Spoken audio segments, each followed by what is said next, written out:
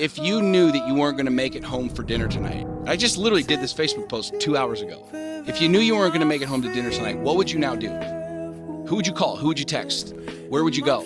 Go do that shit. Because here's the crazy thing, bro. Like, there are people that aren't going to make it home to dinner tonight. And that's not, oh, you know what?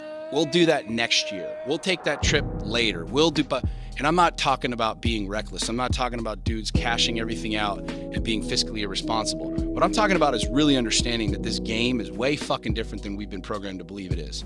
You need to love pain to be an athlete.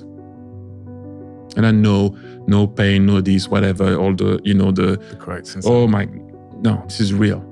You need to love pain. However, mentally, physically, love it. You need to love it. If not, stay where you are. You know, the war that you have to really fight is the war against yourself. You have to fight the war against yourself. Now, it's not easy to look in the mirror and to change your own life. It's hard as hell. You have to take responsibility. You have to learn new things. You have to feel uncomfortable. Just ignores you, then you know you're doing something wrong. Wait a minute, I'm not done now. The devil goes, oh no, leave him alone. Hey, he's my favorite. Don't you bother him. Yeah. Conversely, when the devil comes at you, maybe it's because you're trying to do something right. Can I ask you a question, just hypothetical? How would it make you feel if you never saw me again? It is hard. It's hard when you're young to wake up in the off season at 6 a.m. to go train and work out, knowing that all your friends are sleeping in and eating pancakes. It's hard when you're on your way to practice, weighed down with all your gear, and it's 90 degrees out and all the other kids are at the pool or at the beach, and your body is already completely exhausted from workouts in 2-a-days. It's hard to throw, catch, block, and tackle, and hit kids when they're way bigger and way more developed than you, only to go home that night bruised and battered and strained, but knowing you have to show up again the next day for just the chance to try again. Happiness is peace, it's not pleasure, right? And everybody thinks happiness is trying to get as much pleasure as you can get. There is nothing more agitating to your mind than extreme pleasure, right? It's like peace. And it's like just coming to that beautiful state of needlessness where you realize you really don't need nothing. To be successful at anything, the truth is you don't have to be special. You just have to be what most people aren't. Consistent, determined, and willing to work for it. No shortcuts. If you look at all my teammates here tonight, it would be impossible to find better examples of men who embody that work ethic, integrity, purpose, determination, and discipline that it takes to be a champion in life. You're talking about this internal conflict versus external conflict. Yeah. How do you make the internal conflict more important than the external conflict? For me, I was more miserable trying to make everyone else happy than I am now with everyone else unhappy with me. If you don't fail, you're not even trying. I'll say it again. If you don't fail, you're not even trying. My wife told me this great expression. To get something you never had, you have to do something you never did. It says, imagine you're on your deathbed, and standing around your deathbed are the ghosts representing your unfulfilled potential. The ghost of the ideas you never acted on. The ghost of the talents you didn't use. And they're standing around your bed, angry, disappointed, and upset. They say, we came to you because you could have brought us to life, they say. And now we have to go to the grave together. So I ask you today, how many ghosts are going to be around your bed when your time comes? If you stay in your comfort zone, that's where you will fail. You will fail in your comfort zone. Success is not a comfortable procedure. It is a very uncomfortable thing to attempt. So you got to get comfortable being uncomfortable if you ever want to be successful. Which is that the world belongs to those who can continue to work without seeing the result of their work.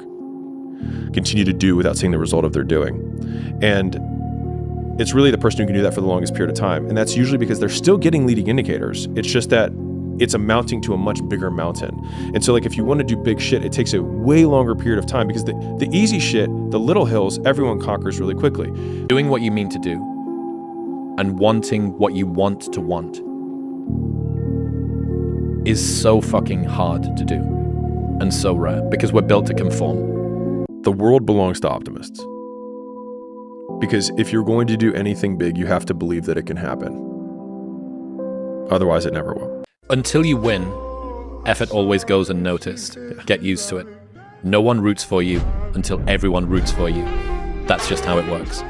Don't be so worried about people who imitate your work. They only know the what, but not the why. If you stopped being creative, so would they. A photocopier isn't an artist, even if it can recreate the Mona Lisa. If you haven't gotten what you want, then you're not worthy of it, period. And that's okay. Now you can admit that you suck and improve. Better to know you're bad for a season than pretend you're good for a lifetime. You're not making as much money as you want because you're not as good as you think you are. You're not struggling from imposter syndrome. You're a student and pretending to be a teacher. No students say they feel like frauds for trying to learn. You're a fraud when you get up to teach the class and you've never done it. Never consider yourself dumb. All right?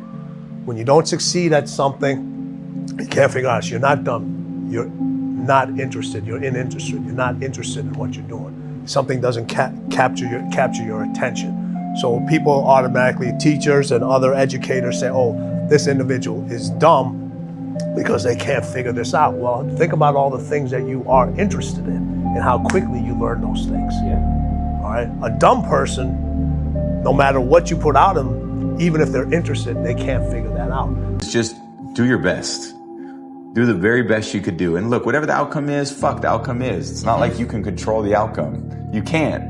In life, you just can control your attitude. You can control your effort. You can control what you put into it. And sometimes you have to be okay with that. The process of self-improvement, the process of trying to win a Super Bowl, the process of trying to be a parent is doing the best you could do. And you know what? Sometimes I could play the best game in the world, and sometimes you get an unlucky bounce and it doesn't go your way. I could be totally prepared for a game and go out there and just not play well. That's the reality, and you got to deal with it. When you're up, you want to be as productive as possible. Yeah. That's the thing. It's not the amount of hours you spend in the day. It's how much productivity can you cover in those hours. Fish just don't jump in the boat. You know, meaning you better go out there and do it yourself. You know, don't fucking wait around and wait for someone to hand deliver something. Go make it happen. You know, the fish don't just jump in the boat. If you want to go catch them, go catch them.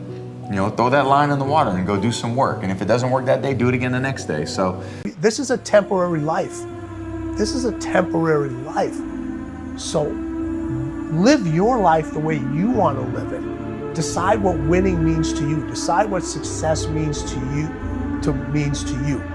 Live the way you want to live.